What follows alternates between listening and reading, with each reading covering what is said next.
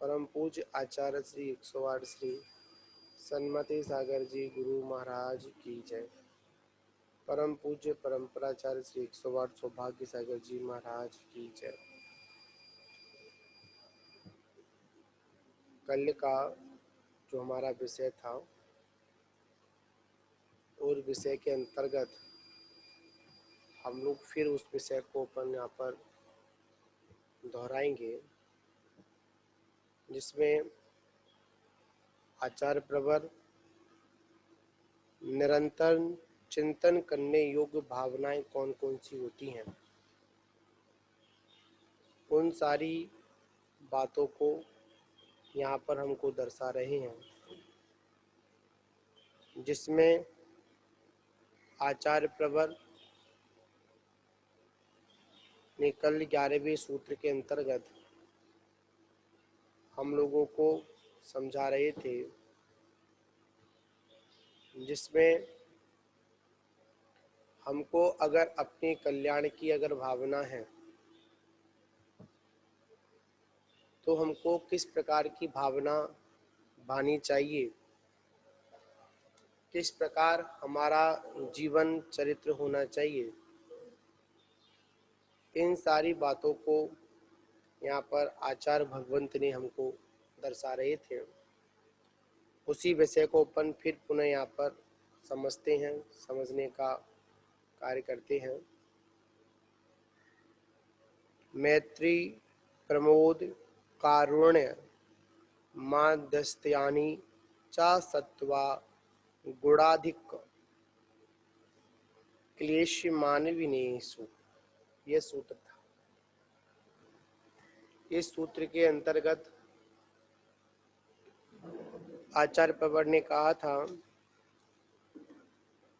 कि सभी प्राणियों से कैसा भाव रखें, मैत्री का भाव रखें। और आगे आओ, आगे आओ, आगे आओ के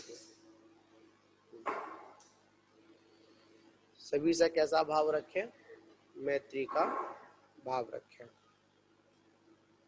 और जो गुणी जन है, जो गुणों में, जो हमसे गुणों में जो अधिक हैं, उनसे क्या रखें अपन, प्रमोद भाव रखें। कैसा भाव रखें, प्रमोद भाव रखें, मतलब विनय का भाव रखें।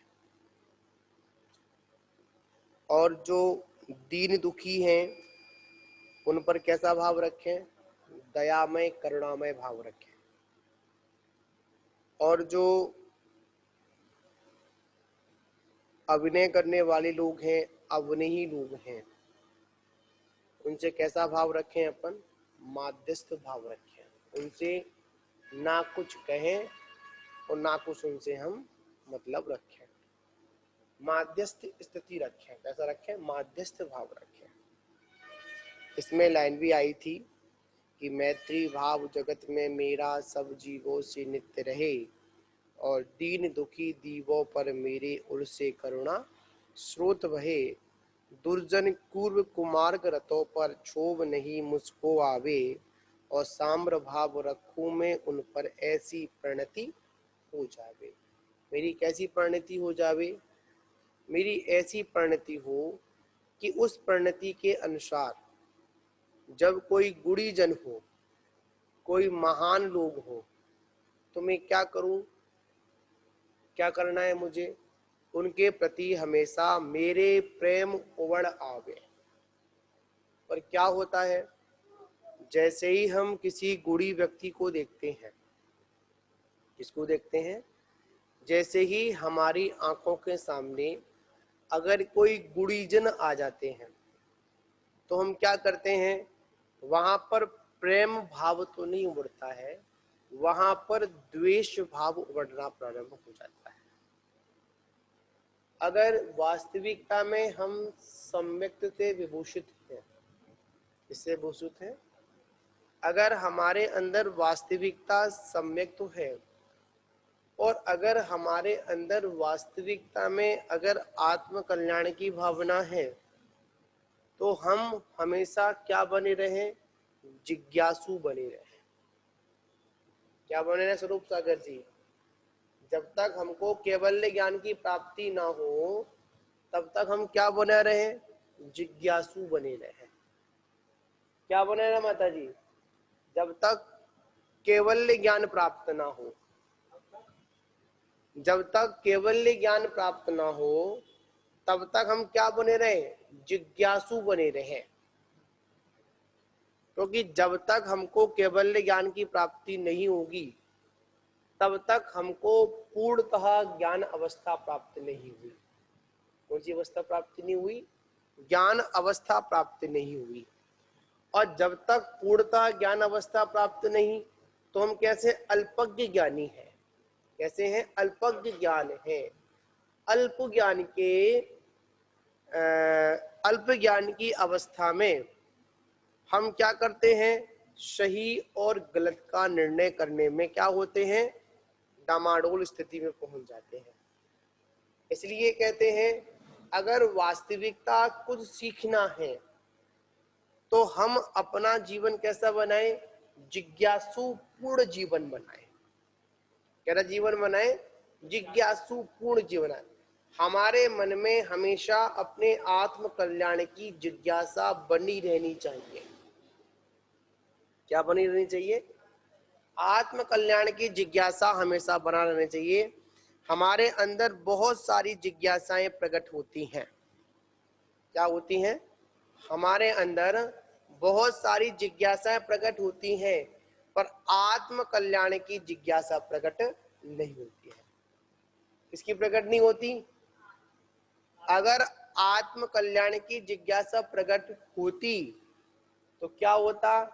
हमारे अंदर कसाय भाव नहीं आते। कौन से भाव नहीं आते? कसाय भाव नहीं आते। कहीं ना कहीं हमारी उस जिज्ञासा में कमी आई। क्या आई? कहीं ना कहीं क्या आई? उस जिज्ञासा में कमी आई और उस जिज्ञासा के कारण ही हम उस जिज्ञासा का समाधान नहीं कर पाए। सबसे बड़ी जिज्ञासा क्या? मेरा आत्म कल्याण कैसे हो? कैसे हो? मेरा आत्म कल्याण कैसे हो? और उस आत्म कल्याण की भावना को लेकर जब हम जिज्ञासा करते हैं तो जिज्ञासा करने वाला स्वयं और जिज्ञासा का समाधान करने वाला कोई दूसरा नहीं होना चाहिए। कौन होना चाहिए? स्वयं होना चाहिए। तो क्या अगर वास्तविकता अगर अपने आत्म कल्याण की जिज्ञासा का भाव प्रकट हुआ है तो आचार्य कहते हैं सबसे पहले अपने कसाय भावों को कम करो। किसको कम करो? कसाय भावों को कम करो। जब तक ये कसाय भाव है तब तक क्या होगा? ना गुड़ी जनों को देखकर प्रेम के भाव उमड़ेंगे। क्या नहीं उमड़ेंगे? अगर पूछा जाए हमारे अंदर गुड़ी जनों को देखकर प्रेम के भाव नहीं उमड़े तो इसका कारण क्या है? कहीं ना कहीं आपके अंदर मान कसाय है। कहीं ना कहीं ऐसी कोई कसाय बैठी हुई है जो कसाय गुड़ी जनों के गुणों को नहीं देखना चाह रही है। वहां पर क्या देखना चाह रही है? वहां पर अवगुणों को ही देखना चाह रही है। और ये अवगुण कब तक है? जब तक केवल ज्ञान प्राप्त नहीं है। हम छोटे मोटे अवगुणों को क्या कहें? सबसे बड़ा जो हमारे अंदर अवगुण है वो है अज्ञानता का। किसका अवगुण है? अज्ञानता का अवगुण है। अगर उसके बाद में अगर कोई दूसरा अगर कोई अवगुण है वो है अपूर्णता का। किसका है? अपूर्णता का। ये अज्ञानता का, अपूर्णता का, असिद्धत्व का जो गुण अवगुण है उसको तो निकालते नहीं है। अगर वास्तविकता अगर किसी के अवगुणों पर दृष्टि जाए, कहां पर जाए? अगर किसी के अवगुणों पर दृष्टि जाए तो उससे पहले एक दृष्टि और लगा लेना कि ये अवस्था में जो अवगुण देख रहा हूं तो सबसे बड़ा अवगुण वाला व्यक्ति मैं ही हूं, क्योंकि अज्ञानता ही एक मेरा अवगुण है। वो क्या कर रहा है? वो सामने वाले व्यक्ति के गुणों को देखना नहीं चाहता। क्या नहीं करना चाहता? सामने वाले के जो गुण हैं उनको देखना ही नहीं चाहता है। ठीक है ना? तो आचार्य कह रहे हैं कि गुणी जनों को देख हृदय में मेरे प्रेम उमड़ आवे। अगर ऐसी भावना है, कैसी भावना है? अगर ऐसी भावना है तो आप बिल्कुल सही दिशा में चल रहे हैं। जहां पर हम दूसरों की प्रशंसा और अपनी आलोचना करते हो, क्या करते हो? अपनी आलोचना करते हो और दूसरों की प्रशंसा करते हो, तो आचार्य कहते हैं वही तो मार्ग मोक्ष मार्ग है। कौन सा मार्ग है? मोक्ष मार्ग है। और जहां पर अपनी प्रशंसा की जा रही हो और दूसरों की निंदा की जा रही हो, दूसरों की आलोचना की जा रही हो, तो आचार्य कहते हैं वो संसार मार्ग है, मोक्ष मार्ग नहीं है। कौन सा मार्ग है? संसार मार्ग है, मोक्ष मार्ग नहीं है। तो इसी बात को आचार्य भगवान यहाँ पर दर्शा रहे हैं। तो कह रहे हैं सत्व गुणाधिक क्लेशयमान और अविनय का लक्षण क्या है? जो आपने कहा आप गुणों में मैत्री रखो, गुणी मतलब सभी जीवों से मैत्री का भाव रखो, और बता दिया उन्होंने जो गुणी जन है उनमें प्रमोद भाव रखो, और जो क्लेशित व्यक्ति हैं उनके प्रति क्या, जो दीन दुखी हैं उनके प्रति क्या, हमेशा करुणा का भाव रखो, और जो अविनयी जीव हैं उनसे क्या रखो, माध्यस्थता मगर दूरियां बना कर रखो। जो अविनयी व्यक्ति हैं, जिन्हों को ज्ञान नहीं है, जो अभिनय करने में जिनकी प्रवृत्ति लगी हुई है, ऐसे व्यक्तियों से 100 हाथ दूर रहो। उनसे ना राग करो, ना उनसे द्वेष करो, माध्यस्थ भाव रखो। कौन सा भाव रखो? माध्यस्थ भाव रखो। सत्वे सुमैत्री गुणो सुप्रमोदम। बस बस कोई जितना बोले उतना करो। अगर लग रहा हो कि इसका जवाब देना उचित है तो दो, और बताओ कि इस जवाब के बाद में कोई प्रतिक्रिया गलत होगी तो वहां पर चुप हो जाओ। आचार्य महाराज थे, सन्मत सागर महाराज थे, जब शिष्यगण उनसे या कोई व्यक्ति उनसे प्रश्न पूछा करता था, अगर लग रहा है इस प्रश्न में इस प्रश्न के अंदर विवादित हो सकता है, तो आचार्य महाराज वहां पर मौन हो जाते थे, किसी को जवाब नहीं देते थे। क्या नहीं देते थे? चुप हो जाते थे बस, क्योंकि पता है वहां पर गड़बड़ हो सकती है। तो यहाँ पर कह रहे हैं कि बुरे कर्मों का फल, कैसे? बुरे कर्मों के फल से जो नाना योनियों में जन्मते व मरते हैं वे क्या कहलाते हैं? वे सत्व है। सत्व क्या कहलाता है? जो बुरे कर्मों से क्या होता है? जो बुरे कर्मों के फल से जो नाना योनियों में जन्मते हैं और मरते हैं वो क्या कहलाता है? सत्व कहलाता है। और सत्व का अर्थ होता है जीव। जीव, क्योंकि सत्व का मतलब है जो हमेशा बना रहे, कभी उसका नष्टता ना हो। हाँ, सत्व। हाँ, जो हमेशा ध्रुव बना रहे, कभी नष्टता को प्राप्त ना हो, वो जीव है। उसके बाद कहते हैं जो सम्यक ज्ञान आदि गुणों में, मतलब जो सम्यक्त्व, जो सम्यक ज्ञान आदि गुणों में बड़े चढ़े हैं वे कौन कहलाते हैं? गुणवान कहलाते हैं। अब किसमें बड़े? किसमें बड़े होने चाहिए? मतलब सम्यक दर्शन, सम्यक ज्ञान और सम्यक चारित्र में जिनकी क्या हो? वृद्धि हो, जो इनमें बड़े हों, तो वो कौन कहलाते हैं? वो बड़े कहलाते हैं। कोई उम्र से बड़े नहीं कहलाते हैं। किससे नहीं कहलाते हैं?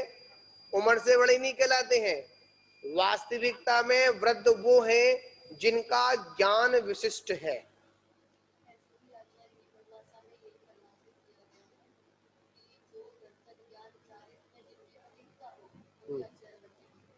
मतलब यहाँ पर ये है, यहाँ पर उम्र से कोई मतलब नहीं है, यहाँ पर मतलब गुणों से है। गुणों से मतलब क्या? कि जो व्यक्ति गुणों में श्रेष्ठ है वो कौन है? वो गुणवान है। और जो गुणों में श्रेष्ठ नहीं है वो गुणवान नहीं है। यहाँ पर सीधी सीधी बात है। यहाँ पर वैसे है जिसका दर्शन, जिसका ज्ञान, जिसका चारित्र, जिनका तप, जिनका वीर्य कैसा है? वृद्धि को प्राप्त हुआ है, उत्कृष्ट है। उत्कृष्ट किससे? हमसे उत्कृष्ट है, अनंत से उत्कृष्ट नहीं है। अनंत से तो कैसा है? कमी है। पर वर्तमान कंडीशन में क्या हम लोग मतलब आज मुनि है, और मुनि से श्रेष्ठ कौन है? उपाध्याय है। और उपाध्याय से श्रेष्ठ कौन है? आचार्य है। ये सारा क्रम बताया गया है। क्या बताया गया है? ये सारी क्रम व्यवस्था यहाँ पर बतलाई गई है। इसके बाद कह रहे हैं असाता वेदनी कर्म के उद्देश्य से दुखी है। इससे दुखी है महाराज जी, हाँ ये जी, जो गुणीवाद जो बन रहे हैं, ये कसाई की मंदता से बनते हैं या गुण अलग ही चीज है? जो कसाई आपने शुरू में बताया, कसाई की मंदता जितनी होगी, वो सबसे जरूरी तो कसाई की मंदता है। इसके बाद ही तो गुण उसके बाद आएंगे उसके अंदर। बिल्कुल यहाँ पर बात सही है कि कसायों की मंदता, एक दिन विषय आया था, कसायों की मंदता को हम सम्यक दर्शन ना समझें। 2-3 दिन विषय आया अच्छा। था कि कसायों की मंदता को हम सम्यक दर्शन ना समझें। वास्तविकता सम्यक दर्शन ये है, कसायों की मंदता के साथ साथ वो अपनी 7 कर्म प्रकृतियों का उपशम, क्षयोपशम और क्षय करें। ठीक है, आज के विषय में अच्छा। देखा जाए तो आज हमको छायक सम्यक दर्शन तो है नहीं है। ठीक है, तो पंचम काल नहीं की नहीं। अवस्था में हम लोगों का जन्म हुआ है। और वास्तविक अभी हमारे पास जो सम्यक दर्शन होगा तो उपशम या क्षयोपशम होगा। उपशम की स्थिति इतनी है नहीं है, मतलब अंतर मुहूर्त में वह उपशम सम्यक का छूटना निश्चित है, ऐसा भी आगम में वर्णित है। और क्षयोपशम अवस्था में क्या है? कुछ कर्मों का क्षय हो चुका है और कुछ कर्म प्रकृतियां अभी उदय में आ रही हैं, शेष है। ठीक है ना? तो अब क्या हो रहा है कि जो हमारे कसाय भाव हैं, ठीक है, आज हमारे अंदर कसाय भाव तो बाहर की क्रिया। आज एक विषय क्या चल रहा है आज के विषय में देखा जाए कि हम लोग अपनी क्रिया कांड को करने में, अपनी क्रिया कांड को संभालने में इतने तल्लीन हैं, इतने सावधानी बरतते हैं, पर हम अपनी क्या आत्मा को जानने के लिए इतने सावधानी बरतते हैं क्या? नहीं नहीं बरतते हैं। तो आचार्य कहते हैं अभी आपका मोक्ष मार्ग नहीं है। आप जैसे आपने सिर्फ यही किया है, आपके हाथ में चाकू था, चाकू छुटाकर आचार्य ने आपके हाथ में मानते हैं कि बजाने वाला आपको झुंझुना दे दिया, पर है तो वो पर वस्तु ही। आपको व्रत क्यों मिले? आपने दीक्षा क्यों ली? आपने साधना के लिए मार्ग क्यों बढ़े? आप एक कदम क्यों निकले? घर बार क्यों छोड़ा? परिवार क्यों छोड़ा?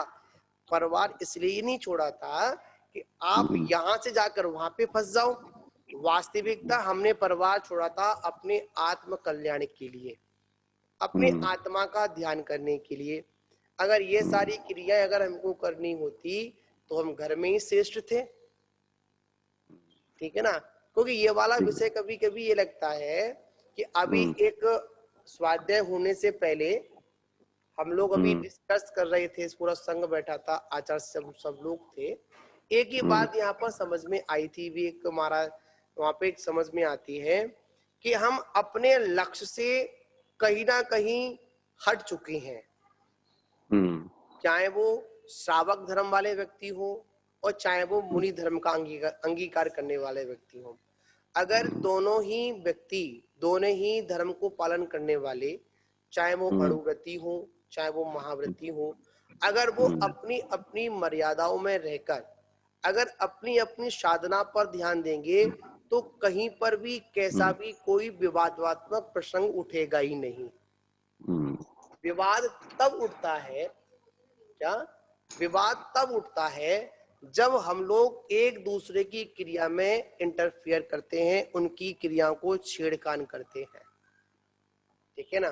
तो ठीक है, हमको महाराज जी हाँ जी, मेरा निवेदन इसमें यह था कि यदि आज के में से कहते हैं कि भाई अपना रिमोट कंट्रोल अपने हाथ में रखो, बिल्कुल। यदि कोई दूसरा कह रहा है, जब हम प्रवचन सुनते हैं कि दूसरा कोई भी कह रहा है, गाली दे के जा रहा है, चाहे आचार्य शांति सागर जी के परंपरा का हो चाहे आदि सागर जी का हो, बात तो सबको एक ही है कि समता भाव। भाई दूसरा कोई गाली दे गया, उससे हम उद्वेलित हो गए तो हमारा तो गलत हुआ ना, फिर कसाई तो हमारी बनी रही ना। मेरा कहना आशय ये था बस, मतलब कसाई की। हाँ बिल्कुल आप सही कह रहे हैं। एक बात और मैं आपको बताऊं, हम लोग शिवपुरी चतुर्मास कर रहे थे, हाँ जी, ऐसा कोई एक प्रसंग आया था, तो हमने एक बात वहां पर चिंतन की थी और हमने उसको प्रवचन में भी बोला था। तो हमने ये कहा कि आज मानते हैं हमने कोई गलती कर दी है, सामने वाले कोई गलती कर दी मानते हैं, और हाँ कोई जी, ना कोई गलती हो ही जाती, क्योंकि हम लोग अभी अल्पज्ञ हैं, कहीं ना कहीं अज्ञानतावश, कोई ना कोई कसायवश, कोई ना कोई हमसे कितने भी सावधानी बरते कहीं ना कहीं मिस्टेक हमसे होती है, और ये स्वाभाविक बात है, इसमें अपन को कोई भी, क्योंकि ऐसी अवस्था हमारी है। तो हमने एक बात कही थी, हमको अपनी गलती का भान है, और सामने वाला अगर हमारी गलती को देखकर उसकी अगर प्रचारित कर रहा है तो उसको गलती का भान नहीं है, वो मात्र एक आलोचनात्मक दृष्टि उसकी है। हाँ जी, हाँ जी। हम तो अपनी गलती को मानकर 2 बार का प्रतिक्रमण कर कर, अपनी गुरु आज्ञा से आलोचना कर कर 5 वर्ष में 3 वर्ष में जब मिलेंगे तो अपने पापों का प्रक्षालन तो हम कर ही लेंगे, और जहां तक होगा जब समाधि का विषय आएगा तो उत्तमार्थ प्रतिक्रमण कर कर अपनी आलोचना को हम खत्म कर देंगे, जो हमसे अपराध हुए हैं। पर हमारे निमित्त से, और आप जितने लोग जो कर्म का, सामूहिक कर्म का बंद कर रहे हैं, जब आप भुगतोगे ना तो वही पाप लगेगा जो श्रीपाल आदि को पाप लगा था। यहाँ पर ये क्लियर बात है, यहाँ पर कर्म सिद्धांत किसी को नहीं छोड़ता है। अगर किसी की आलोचना, अगर मैं किसी को नीचा दिखाने के लिए भाषण दे रहा हूँ या प्रवचन दे रहा हूँ, या कोई मेरा ऐसा कोई निकल रहा है, तो आचार्य कहते हैं अगर तुम मुनि बन गए हो तो तुमने बहुत बड़ी उपलब्धि प्राप्त नहीं कर ली है, वो भी इसमें खींच लिया जाएगा। ये कर्म सिद्धांत है, कर्म सिद्धांत किसी को नहीं छोड़ता है, चाहे कोई भी इसके, जो इसके संज्ञान में आएगा, जो कर्म करेगा वैसा उसको फल मिल जाएगा, वैसे उस खाते में पहुंच गया, भाई तुम्हारा चालान कट चुका। एक बार में महाराज जी, हाँ जी, मैंने एक जगह ये सुना था, पढ़ा भी था हाँ कि जी, जो निंदा जिसकी करता है उसके कर्म तो धुल जाएंगे, बिल्कुल परंतु और निंदा जो कर रहा है ना, उसको सारी निंदा का सारे कर्म उसके ऊपर आ जाएंगे, उसके सारे। बिल्कुल बिल्कुल आप बिल्कुल बस। सही कह रहे हैं। हाँ आपको जी, एक बात और बताऊं मैं आपको, कि हाँ जी, जैसे अभी जैसे कोरोना जैसी महामारी सभी चल रही है अपने यहाँ, हाँ जी, जिसमें अपना पूरा विश्व आज इस आपदा से जूझ रहा है, हाँ जी, और जाने कितने लोग मर भी गए, कितने लोग इसमें अभी संक्रमित हैं, अनेक अनेक व्यवस्थाएं हैं। तो हाँ जी। एक इसका मात्र यही कारण है, हम लोगों ने कहीं ना कहीं कोई सामूहिक कर्म का बंद किया है, हाँ असाता बिल्कुल ठीक विधि, है जी। हाँ जी, ठीक है, बिल्कुल सही है जी। और उसको हम पूरा विश्व बैठकर भुगत रहे हैं। हाँ जी, हाँ जी, हाँ जी। इसका मात्र एक कारण होता है, जैसे किसी को फांसी दी जा रही है, हम्म, एक व्यक्ति फांसी ले रहा है और उसको फांसी पे चढ़ाने वाले जो भी है वहां पर, जो भी स्टाफ उनका है, दोस्त की अनुमोदना कर रहे हैं। और जितने लोग टेलीविजन के माध्यम से, सुनने के माध्यम से अनुमोदना कर रहे हैं ना, ये सारा कर्म का बंद, सामूहिक कर्म का बंद किया, और सामूहिक हाँ, कर्म के बंद के अनुसार जब भुगतेंगे तो एक साथ भुगतेंगे, इसको कोई भी नहीं टाल सकता है। बस ठीक है महाराज जी, बस ये कहना चाहता मैं भी। हाँ हाँ, सारी व्यवस्थाएं कर्म व्यवस्थाएं, अगर मैं गलती करूंगा तो मुझे नहीं छोड़ेंगे, अगर कोई दूसरा करेगा उसको नहीं छोड़ेंगे। जिनवाणी का, देव शास्त्र गुरु का जो अवणवाद करेगा तो वहां पर व्यक्ति कर्म सिद्धांत, ये तो जिनवाणी का अवणवाद की बात है। व्यवहारिक जीवन में भी अपन कहते हैं, हम लोग छोटे थे तो एक बात कहते थे, अगर चींटी को मारोगे तुम भी चींटी बनोगे, चींटी इंसान बनेगी, फिर क्या होगा कि चींटी तुमको मारेगी, फिर तुम चींटी बनोगे, फिर तुम इंसान बनोगे, फिर चींटी चींटी बनेगी। यही तो संसार की श्रृंखला है जो कंटिन्यू चल रही है। तो आचार्य कहते हैं मुनि क्यों बने, व्रतों को क्यों अंगीकार किया स्वामी जी, इन व्रतों को अंगीकार क्यों किया हम लोगों ने, इन व्रतों को अंगीकार इसलिए किया क्योंकि हमको बैर विरोध की भावना को नहीं रखना है। अगर इस अवस्था में भी अगर हम बैर विरोध की भावना को लेकर जी रहे हैं तो आचार्य कहते हैं अब तुम कब संभलोगे। अब इससे अच्छा कोई तुमको पद मिलने वाला नहीं है।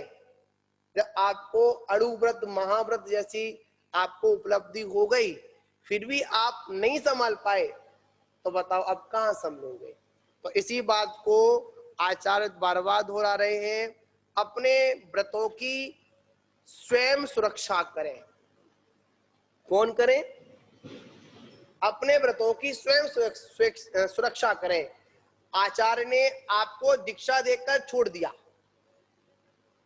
क्या कर दिया आचार्य ने, जब आपने आचार्य से कहा मुझे व्रत चाहिए, आचार्य ने आपको व्रत दे दिए, मतलब एक निमित्त बना व्रत तो आपने स्वयं ग्रहण की है ना, आपको दे दिए। अब व्रतों की सुरक्षा कौन करेगा, हम करेंगे क्या, कौन करेंगे माता जी, हम करेंगे। अगर अपने व्रतों के प्रति अगर जागृत अवस्था है तो कर पाएंगे, फिर भी आचार बीच बीच में फटकारते रहेंगे, जगाते रहेंगे, हिलाते रहेंगे, डुलाते रहेंगे, उठो भाई कहीं सो मत जाना, कहीं तुम्हारे व्रत कहीं छूट ना जाए। ये सारी आचार व्यवस्था तो रखेगा पर पालन कौन करेगा, स्वयं करेगा, कोई दूसरा कराने के लिए नहीं आएगा। जब तक हमको इन व्रतों की, उन व्रतों की भावनाओं की, उन व्रतों के अत्याचारों की जब तक हमको पूर्णतः से जानकारी नहीं होगी, तभी तो कहते हैं कि दीक्षा से पूर्व में या दीक्षा के बाद में हमको अध्ययनरत रहना चाहिए। कैसा अध्ययनरत, अध्ययनरत, ये दीक्षा लेने के बाद में हमको सीखने का और सिखाने का भाव नहीं आना चाहिए। क्या नहीं आना चाहिए, सीखने का और सिखाने का भाव नहीं आना चाहिए। हमें क्या भाव आना चाहिए, हमें ये भाव आना चाहिए कि जो मैंने व्रतों को अंगीकार किया है ये इन व्रतों में कोई दोष ना लगे, जागृत होने का भाव आना चाहिए। क्या आना चाहिए, जागृत होने का भाव आना चाहिए, तभी हमारे विकल्प खत्म हो सकते हैं। अब देखिए माता जी, ऐसे ऐसे व्रती हुए जिन्होंने इनका जो जिन माता जी का हम ये ग्रंथ पढ़ रहे हैं, शायद मुझे इन्हीं का नाम आता है, आचार्य ने लिया था, शायद वादवती माता जी का अपन जो टीका पढ़ रहे हैं, अगर शायद इनकी जीवन चरित्र को अपन देखेंगे तो अंगूठा टेकते, कुछ नहीं आता था इनको, पर अभ्यास से, व्रतों की जागृत अवस्था से, जो ज्ञानावरणी कर्म की जो ज्ञानावरणी कर्म का जो उदय था, जो पर्दा पड़ा था, वो किससे हटा, साधना से हटा। किससे हटा, साधना से हटा। ऐसे ऐसे आचार्य हैं आज के समय में अपन देखें तो, जिनको अपन आज अध्यात्म का जो विषय जो चलता है, विशुद्ध सागर महाराज को अपन देखें, उनके गुरु कहते थे कैसा है, तुझे कुछ भी नहीं आता है, बौद्धू है, पर उन्होंने अपनी व्रतों के प्रति दृढ़ता रखी, परिणामों को विशुद्ध रखा, जिनवाणी की शरण में रहे, तो आज क्या बन गए, आचार्य बन गए। पर यहाँ पर यही विषय है, हमको हमेशा अपने व्रतों के प्रति क्या रहना है, हमेशा जागृत रहना है। जहां पर याद रखना, जितनी विशुद्धि मानते हैं ज्ञान के अध्ययन के माध्यम से आती है, उससे अधिक विशुद्धि तपस्या से आती है। किससे आती है?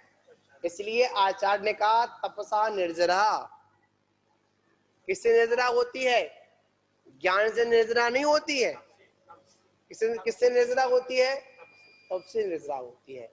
इसलिए हम साधकों ने जो दीक्षा आदि को स्वीकार किया है, जितने भी जो व्रती हैं उन्होंने व्रति को अंगीकार किया है, तो क्या करें? दूसरों के झमेलों में ना पड़कर,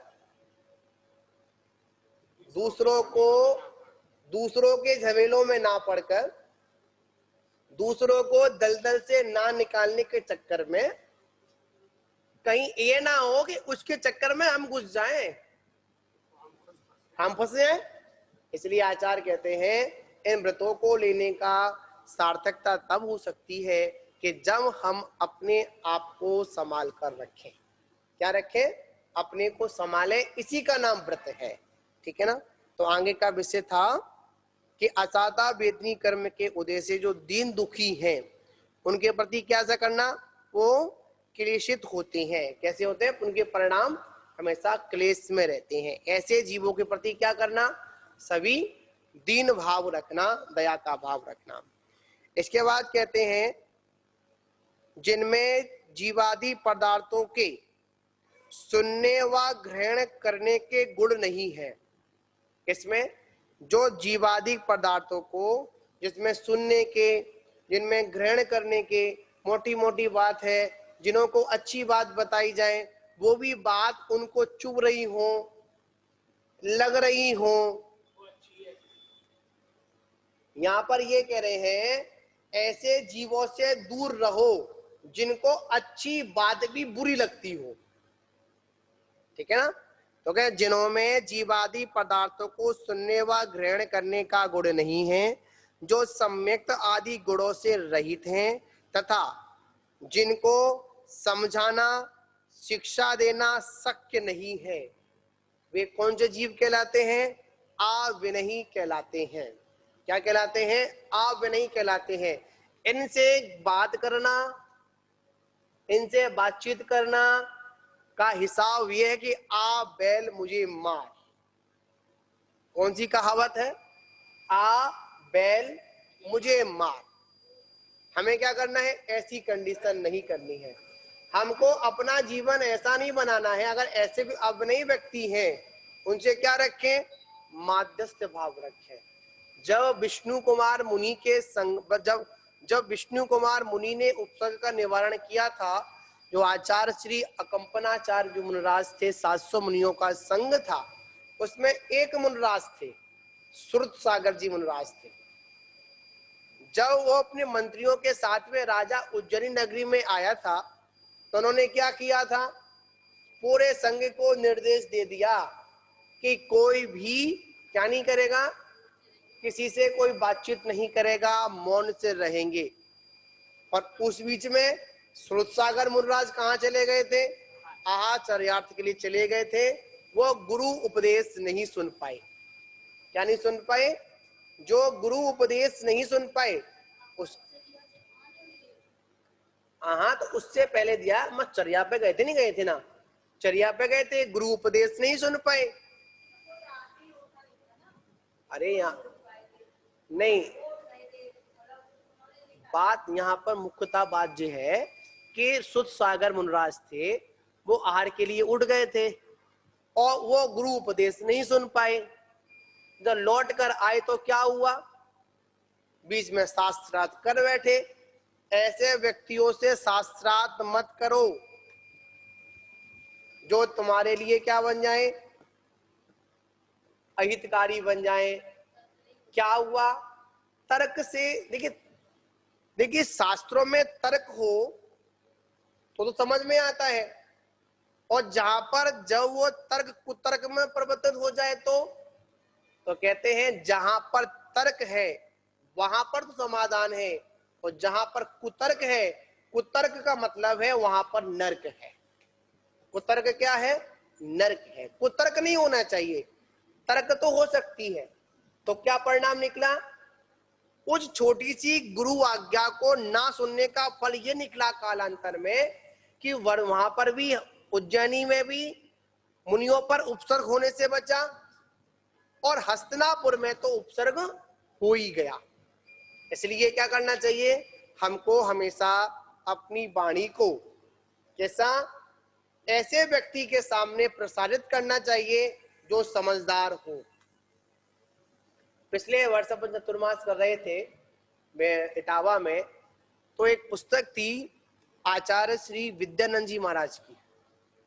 उसका मुझे पूरा प्रकरण याद नहीं है, तो शायद ऐसी कुछ नाम उन्होंने लिखा था। तो उन्होंने कहा, अमेरिका में उनको बोलने का मौका दिया गया, उन्होंने अनेक अनेक नाम उन्होंने उसमें दिए।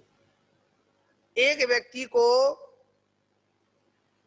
30 दिन तक एक विषय पर चर्चा की, मतलब चर्चा के बारे में पढ़ा। कितनी मिनट बोल पाया वो? मात्र 3 मिनट बोल पाया। मतलब 30 दिन तक उसने उस विषय पर अध्ययन किया। कितना बोल पाया? सिर्फ 3 मिनट बोल पाया। आज क्या होता है? 3 मिनट पढ़ते हैं और 3 घंटे बोलने की ताकत रखते हैं। तो क्या होगा? कहीं ना कहीं व्यवस्था बिगड़ेगी। तो आचार्य यहाँ क्या कहते हैं? आचार्य कहते हैं कि ऐसे अभिनयी व्यक्तियों के सामने कैसे रहे? मध्यस्थ रहे, उनसे कोई वार्तालाप नहीं करना चाहिए, ऐसा यहाँ पर आचार्य भगवंत कह रहे हैं। अब द्वितीय ग्रंथ की वाचना को अपन प्रारंभ यहाँ पर करेंगे। चलिए इसको थोड़ा विराम करते हैं।